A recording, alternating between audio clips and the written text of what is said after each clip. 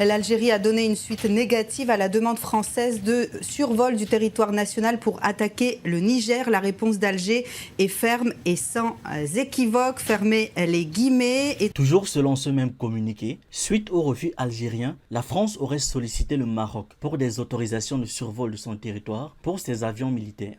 Depuis la prise du pouvoir au Niger par des militaires, plusieurs gouvernements africains, à travers leurs présidents, ont martelé l'idée d'une intervention militaire pour remettre au pouvoir le président Mohamed Bazoum, démocratiquement élu selon ses défenseurs.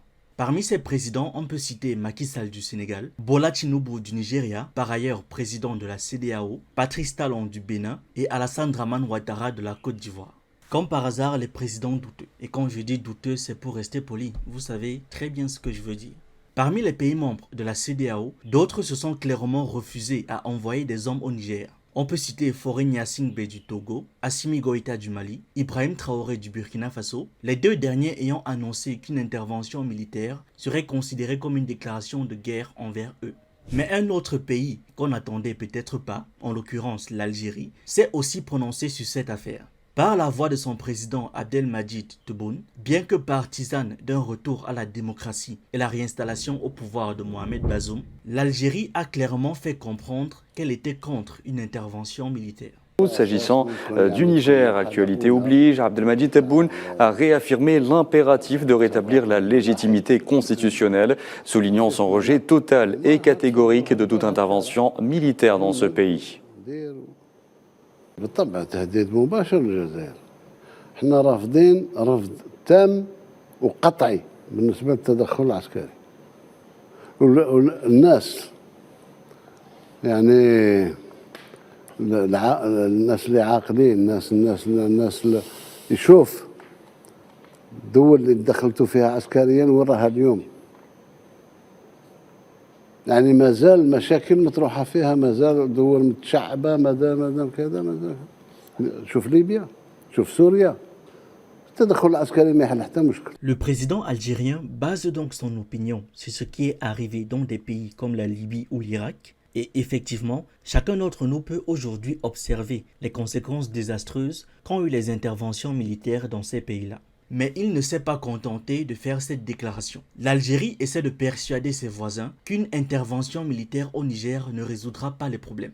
Tandis que la CEDEAO continue de menacer d'envoyer des troupes pour renverser les dirigeants nigériens actuels qui ont pris le contrôle à Niamey le 26 juillet 2023, l'Algérie s'y oppose fermement. Récemment, le pays a envoyé 2 missions diplomatiques consécutives, notamment avec la venue prévue de Lounès Magraman, secrétaire général du ministère algérien des Affaires étrangères, attendu à Niamey ce jeudi 23 août. Son objectif officiel est de rencontrer des personnalités et hauts responsables afin de rechercher une solution pacifique. La journée précédente, le ministre des Affaires étrangères de l'Algérie, Ahmed Attaf, avait de son côté commencé une série de visites au Nigeria, au Bénin et au Ghana. Ces pays ont été choisis parce qu'ils sont considérés comme des contributeurs potentiels de troupes à une éventuelle opération militaire de la CEDEAO.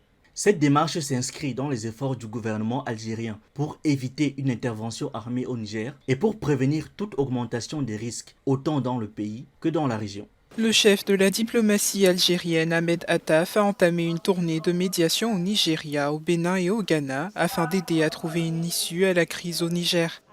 Selon le ministère des Affaires étrangères, l'objectif est de contribuer à une solution politique qui évitera à ce pays et à la région tout entière les retombées d'une éventuelle escalade de la situation. Le président Tebboune a indiqué le 6 août qu'il refusait catégoriquement toute intervention militaire extérieure au Niger, qui représente selon lui une menace directe pour son pays. L'Algérie joue donc de sa diplomatie pour mener le débat sur un terrain autre que l'usage de la force qui entraînerait selon elle plus de mal que de bien. Entre le 21 et le 23 août, plusieurs médias ont relayé l'information selon laquelle la France aurait sollicité l'autorisation d'utiliser l'espace aérien algérien pour dépêcher au Niger 4 avions militaires et un avion de ravitaillement. Une demande qu'Alger aurait refusée. Mais l'état-major français dément cette information et certains médias français tels que RFI parlent d'opérations de désinformation orchestrées par l'Algérie. Ça n'étonne personne, les journalistes de France 24 défendent la version de l'Élysée sans même essayer de la remettre en question. Et s'agissant de ces puissances étrangères, justement, hier, la radio algérienne indiquait le refus d'Alger d'accorder le survol de son territoire à la France pour intervenir militairement au Niger. Aujourd'hui, l'état-major des armées françaises dément avoir fait une telle demande. Absolument. Juste avant de rentrer en plateau, j'ai contacté les autorités françaises sur cette question précisément. Elle ne confirme pas cette information, elle la démente. L'état-major des armées français infirme cette information. Ce qu'on peut dire en revanche et ce qu'on sait et qui est officiel, l'Algérie, dès le début de cette crise, a condamné le coup d'État, mais s'est positionné contre une opposition, une intervention militaire. Donc, information infirmée par les autorités françaises. Comment vous pouvez demander à une personne qui a commis un crime si elle l'a fait et vous vous attendez à ce qu'elle avoue aussi facilement? Mais c'était évident que l'état-major français allait nier ces accusations. Après tout, la France cherche, depuis le début de cette crise, à agir sous couvert de la CEDEAO. Si ça venait à se savoir qu'elle y aurait participé en envoyant des soldats et des armes, ce ne serait pas une bonne chose pour elle. Pourquoi l'Algérie, pays non membre de la CEDEAO, s'implique-t-elle autant dans cette affaire? Il suffit de regarder une carte. L'Algérie partage avec le Niger 1000 km de frontières. Ajoutez à cela qu'une bonne partie de l'élite des hauts fonctionnaires et des militaires nigériens ont été formés dans les académies militaires et dans l'École nationale d'administration algérienne. Donc il y a des liens de voisinage très profonds, mais aussi depuis ces dernières années, on voit des afflux de migrants ou même de réfugiés du Niger qui sont désormais visibles dans toutes les villes d'Algérie. J'ai été la semaine dernière, j'ai pris quelques photos sur le littoral algérien. Cette crise provoque déjà un afflux supplémentaire de migrants sur l'Algérie. Du coup, l'Algérie considère que ce qui se passe au Niger relève de sa sécurité nationale et le président Tebboune avait déclaré qu'il n'y aurait pas de solution de l'affaire du Niger sans l'Algérie. Le Niger partage avec l'Algérie une frontière qui s'étend sur 951 km. Il y a une diplomatie florissante entre l'Algérie et le Niger, sans parler de leur partenariat de formation des officiers. Donc, ce sont des voisins directs, ce qui implique qu'en cas de souci, il y aura un afflux humain sans précédent vers l'Algérie. Déjà que ces dernières années, il y a eu une somme considérable de migrants, ça risque d'aller de mal en pire si jamais il y a une guerre. Ce qui se passe donc au Niger concerne l'Algérie et tous les autres pays voisins au plus haut point. Donc, vous vous en doutez déjà, ce n'est pas par sympathie pour le général Tchiani ou pour le Niger, ou même pour le peuple nigérien, que l'Algérie s'oppose à la guerre. Ils le font juste pour éviter les conséquences de cette guerre dans leur pays. C'est important de le souligner parce qu'on ne doit pas se tromper en interprétant leurs actions.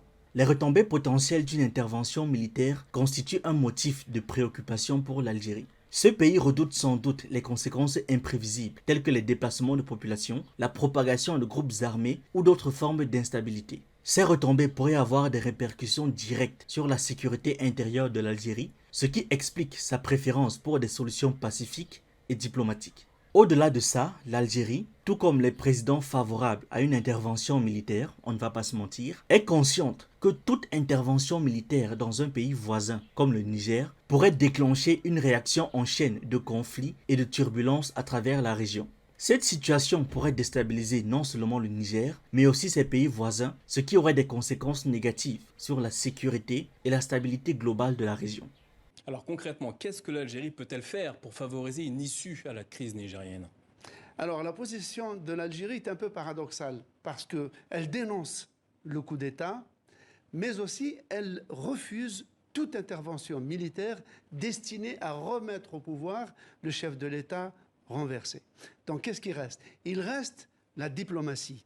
La diplomatie, c'est-à-dire d'abord aller dissuader les pays de la CEDEAO qui, samedi dernier, avaient annoncé que le corps expéditionnaire destiné à intervenir au Niger était déjà prêt, que ses équipements étaient déjà en route et que la décision même aurait été prise et qu'elle serait gardée secrète jusqu'à maintenant. Donc pour Alger, c'est une course contre la montre et l'Alger a le soutien des États-Unis, ce qui n'est pas négligeable. Dites-moi ce que vous pensez de tout ça en commentaire. Quelle analyse faites-vous de la situation? Est-ce que les pays vont s'unir pour le Niger, même si c'est pour leur propre intégrité? Ou alors vont-ils laisser passer cette catastrophe et mettre en grand danger la vie de millions de personnes pour satisfaire l'Occident? Ça a déjà été vu dans l'histoire, on ne doit donc pas négliger cette possibilité. Pour les nouveaux sur cette chaîne, On parle de culture africaine, d'actualité, de sciences humaines et on s'édifie sur un ensemble de choses qui nous permettent d'anticiper et d'être prêts à toute éventualité. Je vous encourage donc à vous abonner, à liker cette vidéo et à la partager en statut WhatsApp, sur Facebook, sur Instagram ou même ailleurs. C'est totalement gratuit et ça fait toujours plaisir.